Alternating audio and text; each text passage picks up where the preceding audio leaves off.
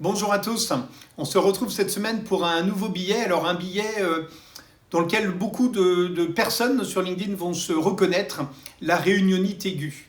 C'est un truc incroyable.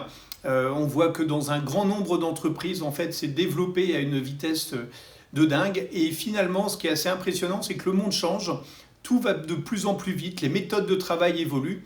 Par contre, les réunions, elles, globalement, ne bougent pas et ne changent pas. Voilà. Et quand on sait que c'est l'une des principales causes de départ de collaborateurs d'une entreprise, j'invite chacun des dirigeants à se poser les bonnes questions. Moi, à titre personnel, alors avant MV Group, dans mon ancien job, mais il y a maintenant une bonne dizaine d'années, j'ai pu connaître ça avec 37 réunions par semaine. Donc du lundi au vendredi, j'étais en réunion en permanence, avec quelques réunions qui avançaient, beaucoup de réunions qui stagnaient, et puis j'ai découvert aussi les réunions qui reculaient. C'est-à-dire que d'une fois à l'autre, finalement, on faisait des marches arrière par rapport au sujet qui avait été évoqué. Quand on analyse également les chiffres, on se rend compte que 32% des personnes qui participent à la réunion reconnaissent avoir dormi une fois en réunion, ce qui est quand même incroyable. 75% des gens qui participent aux réunions font autre chose. Et là, il y a juste à voir dans toutes les salles de réunion, les ordinateurs ouverts et finalement juste la gestion des mails pendant la réunion montre déjà tout l'intérêt et l'absence de présence réelle finalement pendant cette réunion.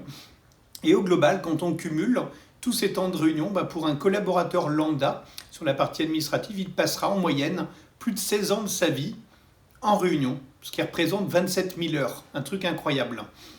Voilà, en tout cas dans le billet que vous découvrirez en commentaire, je me pose en fait sur d'abord l'intérêt des réunions, puisque dans un grand nombre d'entreprises, certains ont la gâchette un peu facile pour déclencher de la réunion.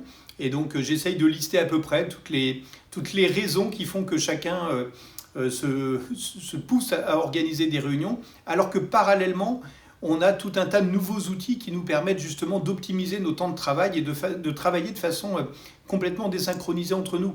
La suite Drive, des solutions comme Klaxoon, des solutions comme Trello ou Asana vont permettre justement de travailler à distance et finalement optimiser et éviter ces temps de réunion pour chacun, où chacun pourra se poser tranquillement selon son emploi du temps ou justement quand il aura un peu plus l'esprit à se concentrer dessus.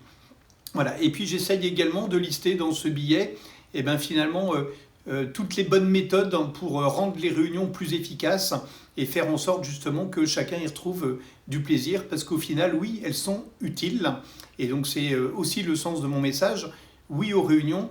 Par contre, chassons la réunionnite aiguë pour éviter justement de tomber dans ces pièges-là.